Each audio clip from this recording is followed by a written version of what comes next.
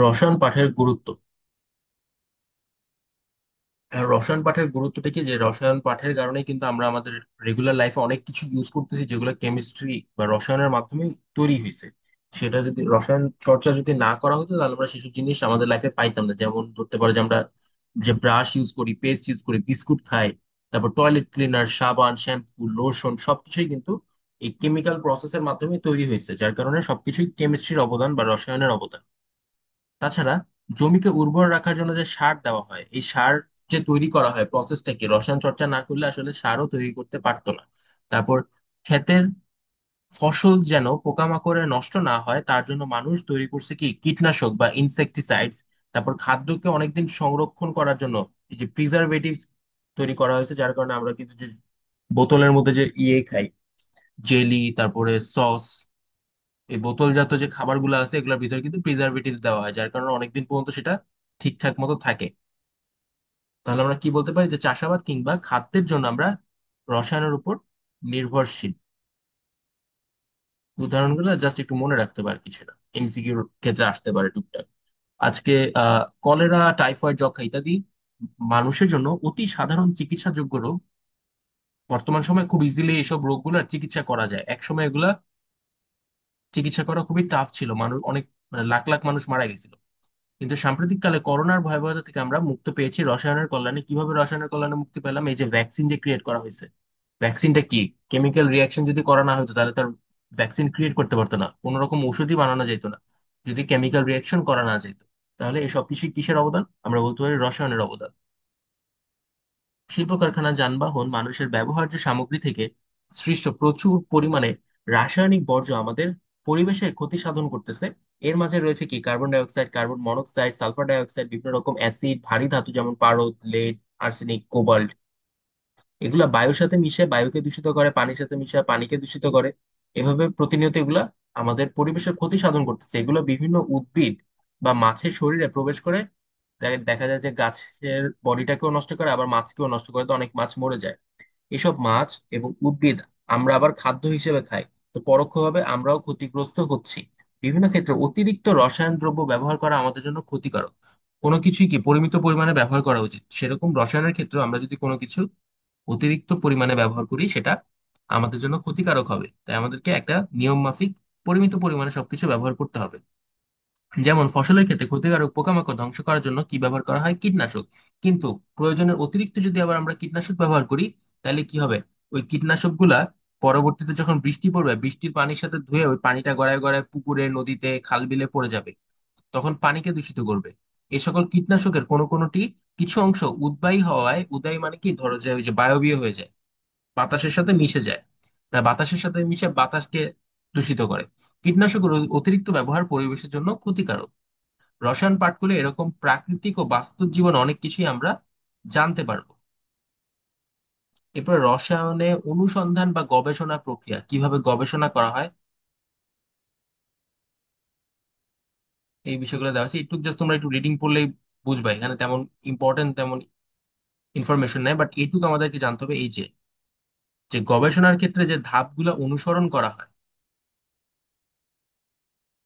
কোনো পরীক্ষা সম্পন্ন করতে বা গবেষণা করতে, যে ধাপগুলো অনুসরণ করা হয় সেটা কি? বিষয়বস্তু প্রথমে, এটা ইম্পর্টেন্ট, এটা মনে রাখতে হবে। এখান থেকে অনেক সময় সিকিউর গ এর কোশ্চেনও দিয়ে দেয়, আবার এমসিকিউর জন্য আসে। তো এখানে আমাদের পাঁচ ছয়টা ধাপ থাকবে। সেটা কি? ফার্স্টে হচ্ছে বিষয়বস্তু নির্ধারণ করতে হবে যে আমি কোন বিষয়ের উপর গবেষণা করতে চাই। দ্বিতীয় পয়েন্টে হচ্ছে বই বা পূর্বের গবেষণাপত্র যদি কারোর থাকে, আগে পাবলিশ হওয়া থাকে, সেগুলো নিয়ে পড়ে আমাকে কিছু ধারণা নিতে হবে। তারপর তৃতীয় ধাপ হবে প্রয়োজনীয় বস্তু, যন্ত্রপাতি, পরীক্ষা প্রণালী, কিভাবে আমি পরীক্ষাটা করব, কি কি যন্ত্রপাতি লাগবে, এগুলো সব নির্ধারণ করা। 4 নাম্বার স্টেপ হচ্ছে পরীক্ষাটা সম্পন্ন করা। 5 নাম্বার স্টেপ কি? এই যে তুমি পরীক্ষাটা সম্পন্ন করলা, পরীক্ষা থেকে পাওয়া তথ্য সংগ্রহ করা আর তথ্যগুলোকে বিশ্লেষণ করা, যে কেমন রেজাল্ট পাইলাম, রেজাল্ট গুলো কতটুকু ঠিক আছে, এইসব জিনিস বিশ্লেষণ করা। তারপরে 6 নাম্বার স্টেপ হচ্ছে ফলাফল, আর ফলাফলটা নিয়ে আলোচনা করা যে আমাদের পরিবেশে সেটা পজিটিভ ইম্প্যাক্ট ফেলবে নাকি নেগেটিভ ইম্প্যাক্ট ফেলবে। এই এই 6টা ধাপ হচ্ছে গবেষণার ধাপ। এটা মনে রাখতে হবে। রসায়ন পরীক্ষাগারে ব্যবহৃত মানে গবেষণার টাইমে বা যখন হচ্ছে ল্যাবরেটরিতে সায়েন্টিস্টরা থাকে, তখন কি করা হয়? ল্যাবরেটরিতে কিছু সতর্কতা মেনটেন করতে হয়। আমি এমনি যেমনি আছি নর্মালি তো আর আমি কেমিক্যাল নিয়ে নর্মাল হাতে ইউজ করতে পারবো না, আমাকে গ্লাভস পরতে হবে, সেফটি মেজারমেন্টস মেনটেন করতে হবে, চোখের মধ্যে যে গগলস পরতে হবে, অ্যাপ্রন পরতে হবে, মাস্ক পরতে হবে। ওকে।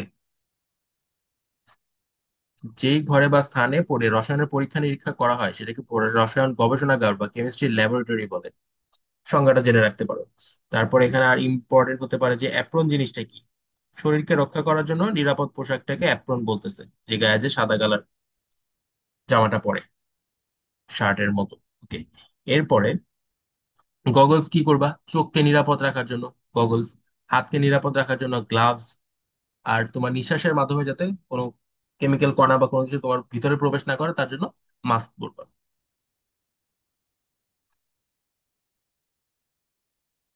এরপরে কিছু লেভেলস আছে যেগুলো হচ্ছে মানে চিহ্ন, ওগুলা দিয়ে বোঝায় যে ক্ষতিকারক পদার্থ কিনা বা বিস্ফোরক পদার্থ কিনা। এই চিহ্নগুলো আমরা জানবো। এটা কি? সাংকেতিক চিহ্ন ও সংকেত চিহ্ন বিশিষ্ট পদার্থের ঝুঁকি। যখন এই টাইপের চিহ্ন থাকবে সেটাকে আমরা বলবো বিস্ফোরক পদার্থ। পদার্থ মানে যেগুলো ব্লাস্ট হইতে পারে। এই চিহ্ন পদার্থ থেকে খুব সাবধান থাকতে হবে। এইসব পদার্থ ব্যবহারের সময় মনে রাখতে হবে পদার্থে আগুন লাগলে ব্লাস্ট হতে পারে, শরীরের এবং গবেষণাগারে মারাত্মক ক্ষতি হতে পারে। তাই সাবধানে নাড়াচাড়া করতে হবে। এই ধরনের পদার্থ কি? উদাহরণগুলো মাস্ট মনে রাখতে হবে, এমসিকিউর জন্য খুবই ইম্পর্টেন্ট। টিএনটি, পারক্সাইড, নাইট্রোগ্লিসারিন, বিস্ফোরক পদার্থ এগুলা। দাহ্য পদার্থ, ফ্ল্যামেবল মানে কি? যেগুলো হচ্ছে আগুন ধরে যেতে পারে, পুড়ে জ্বলে যেতে পারে।